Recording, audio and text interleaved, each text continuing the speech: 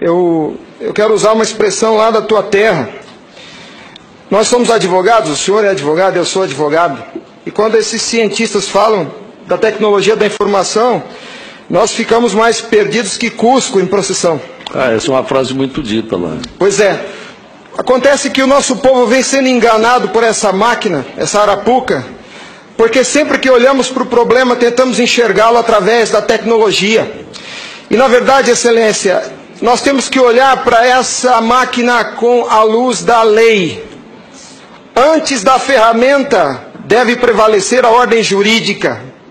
A ferramenta deve servir a ordem jurídica e não o inverso, Excelência. Nós estamos vivendo uma inversão, onde a ordem jurídica é posta de joelhos diante da ferramenta.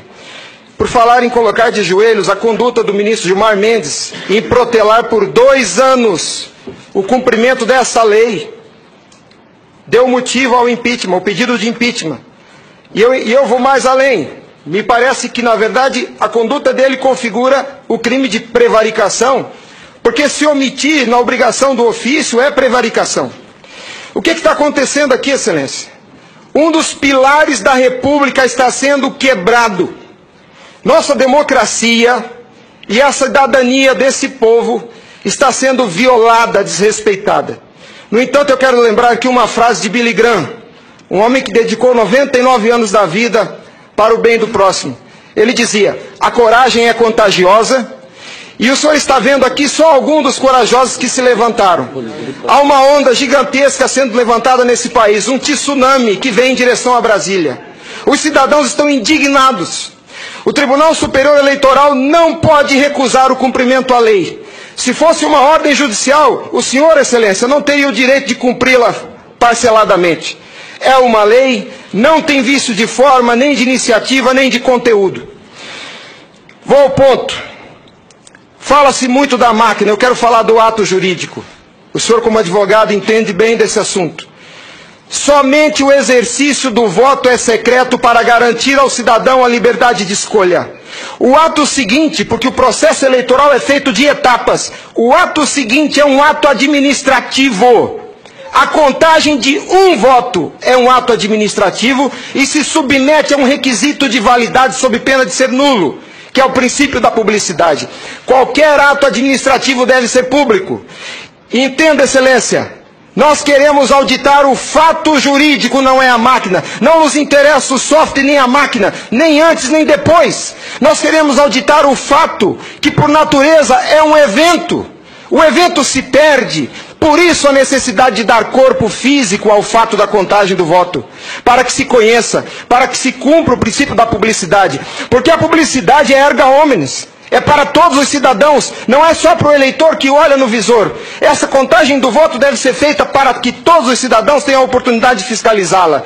E não é a contagem de milhões de votos, é a contagem de um voto, de cada voto é um ato administrativo. E será nulo se não for público. Há vários princípios constitucionais que vêm sendo quebrados desde que essa arapuca foi inventada lá em 97. A cidadania, a publicidade, a moralidade, a legalidade e a própria república. Porque nós, cidadãos, não temos sido respeitados na nossa escolha. Nossa escolha só será respeitada se ela for retratada no corpo físico da impressão para cumprir o princípio da publicidade. O exercício do voto é secreto, mas a contagem deve ser pública. E qual que é a artimanha da urna? Ela estende o segredo do exercício até a última etapa. E o sagrado BU, eu vou usar uma expressão de alguém, eu não lembro quem é o proprietário dessa frase. A seita do santo byte tem no altar o BU. O BU não prova nada, Excelência. Quando o BU é imprimido, já houve a contagem dos votos em segredo. A fraude já aconteceu, porque cada voto contado deve ser público. O BU informa ao senhor, Excelência, o total. Nem no condomínio onde eu moro não aceitaria uma eleição assim. Imagine, Excelência, se eu fosse candidato a síndico, colhesse a urna e fosse contar dentro do meu apartamento e voltasse e comunicasse aos condôminos. Aqui está o resultado, eu fui eleito. O BU é a prova da fraude, Excelência. O BU é a prova da fraude. Doutora Simone, apesar de muito jovem, foi minha professora na faculdade. Ela é talvez a cabeça mais qualificada nesse Senado para rezar esse discurso, para dizer o que é um ato administrativo. Gostaria que ela estivesse aqui. O que acontece? Nós estamos sofrendo uma violação dos princípios republicanos, dos princípios constitucionais e principalmente, excelência, da cidadania. Porque nossa cidadania só existe na medida em que nosso voto seja respeitado. Porque ele é o instrumento do exercício da cidadania, porque através deles elegemos os nossos escolhidos. E a nossa eleição, a nossa escolha tem sido apurada em segredo, e o fato se perde. Por isso que os adeptos da seita do Santo Bait dizem que nunca há fraude. Porque quando se procurar o fato dentro da máquina, ele já não está mais lá, ele está no BU. E o BU só tem o total da contagem dos votos, excelência. Nós precisamos olhar para esse problema sobre a ótica da lei. Sobre a ótica da lei. Nós não podemos continuar aceitando esse engodo. E a lei que os senhores votaram, com uma representação maciça da outorga popular, só os senhores têm legitimidade para representar o povo brasileiro. Só os senhores. Os ministros da Justiça não têm essa legitimidade. Eles estão usurpando dos senhores as suas competências.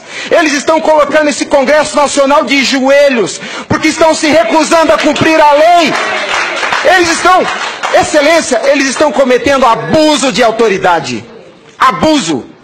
Porque essa lei que os senhores votaram com 71% do Congresso Nacional, a derrubada do veto teve um peso de outorga popular maior do que as emendas à Constituição. 71% do Congresso Nacional disse, em nome do povo, será impresso o voto. E a lei, excelência, não tem discricionariedade. A lei não permite fracionamento. Fracionar o cumprimento da lei é um abuso, é uma violação, é uma teratologia. Não há possibilidade de se fracionar o cumprimento da lei. Imagine o senhor, se o senhor fosse sujeito passivo de uma ordem de Gilmar Mendes, se ele aceitaria ouvir do senhor o seguinte: ministro, eu vou cumprir sua ordem, um pouquinho a cada ano. Até 2050, Gilmar Mendes, eu termino de cumprir a sua ordem. Imagina que ele aceitasse isso do senhor. A lei não tem discricionariedade. Não é possível cumpri-la pela metade. Em resumo, é isso, excelência. E por fim, o direito dos senhores, a sua autoridade como representantes do povo está sendo vilipendiada. E por quem? Vou dizer mais. Não é por juízes. Os ministros, quando sentam na cadeira do Tribunal Superior Eleitoral para administrar esse serviço público, que é a eleição é um serviço público, não é jurisdição, não é um ato jurisdicional. Quando eles lá, sentados em seus gabinetes, estão administrando o processo eleitoral, são administradores sujeitos aos princípios constitucionais, como qualquer agente do Executivo.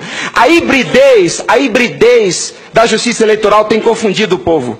Mas a competência se dá, a função se dá em razão do cargo, não do indivíduo. Quando eles estão se desincumbindo do processo eleitoral, estão executando ato administrativo, não são juízes.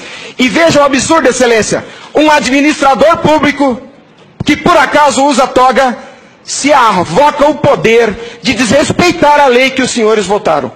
Nossa república está à beira do abismo.